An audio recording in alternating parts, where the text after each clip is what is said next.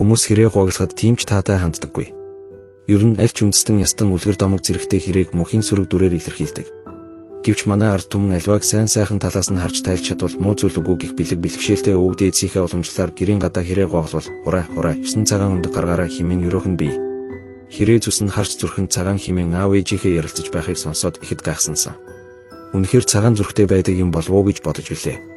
Хэрэг гэр бүлийн хувьд бусад шувууг бодвол илүү бат бөх харилцаатай, нэг хостойгоо бүхий л насаараа хамт байдаг, нэгнийгээ өхөж үргэцсний дараа үлдсэн хугацаанд ганцаараа амьдардаг, түүнийхээ араас амиа хорлох үйлдэл хийж хүн шувуу шиг. Буянгалаад байдаггүй илүү ухаалаг, илүү өөдрөг үзэлтэй, төвчээртэй, байгаль цаг уур, амьдралын олон бэрхшээлүүдэд дасан зохицож, даван туулах чадвар сайтай гэж шувуу судлаачид үздэг.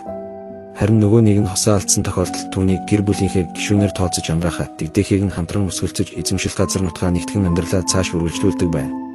Хөвшөрсөн эцгийнх нь болох шувундаа хоол зөөж тижээсээр үддэг байна.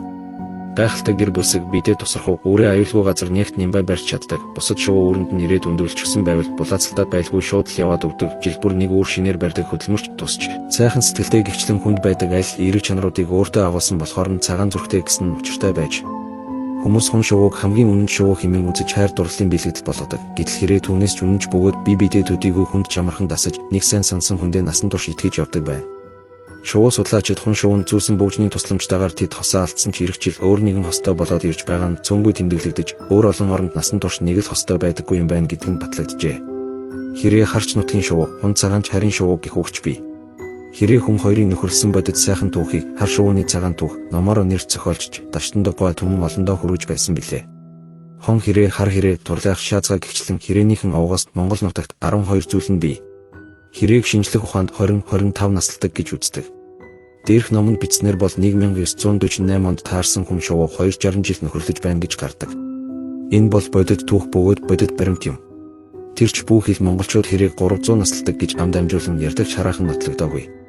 Монголын төдийгүй гадаад улс орны буунарч хэрэг Монгол тэнгэр явж байна хэмээн шүтэж бэлэгшээхэн түгээмэл. Монгодууд буюу өвөг дээдсийн ариун сүнс хэрээний бид оршин хүссэн газраа нисэж явдаг хэмээн тайлбарлалтаас үүдэлтэй ийм ойлголт бий. Харин буддын шашны талаас бол гомб хэмээх таринтай догшин бурхны дагуул гэдэг. Ямар тач хэрэг маш зүнж хитрхи мэдрэмжтэй амьтан. Сайн муу хүнийг хараад мэднэ, нэг харсан хүнийг хизээж мартахгүй. Өөрт нь муу зүйл хийсэн хүнийг хүний нүд хүрэхгүй газраас таньж зүтгэх төдийгүй бусдад ч анхааруулна. Бид хатуу зүйлний тэмдэглээ хасаад 33 үсгээр аваа тэмдэглэдэг бол хэрэг 46 орчим аваа гаргаж хоорондын харилцаанд ашиглана.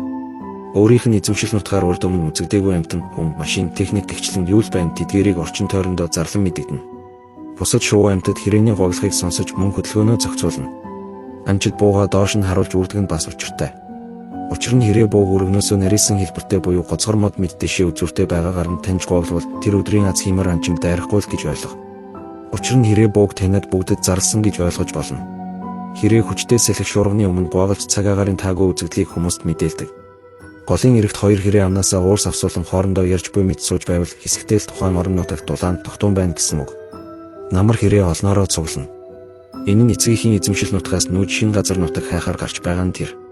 Харин эцгийнх нь анх нутагсан газраасаа нүүдэггүй. Тэр орчмынхоо хэлүүлгийг дамжуулан бараг л тэр гой. Энэ гой гэх нь холгүй бүгдийг таньж тасаж даадсан нутаг орондоо насаа бардаг байна. Өөрийн эзэмшил нутагтай байж байгаль ихтэйхийгээ элдв сэгзэм, хүч хатсан амьтны үлдгэлийг цэвэрлэн, халдвар нян тархаас сэргийлдэг байгалийн ариун цэвэр сахиулагч гэж хэлж болно. Хэрээний нэг онцлог нь химийн утаанд хорддоггүй.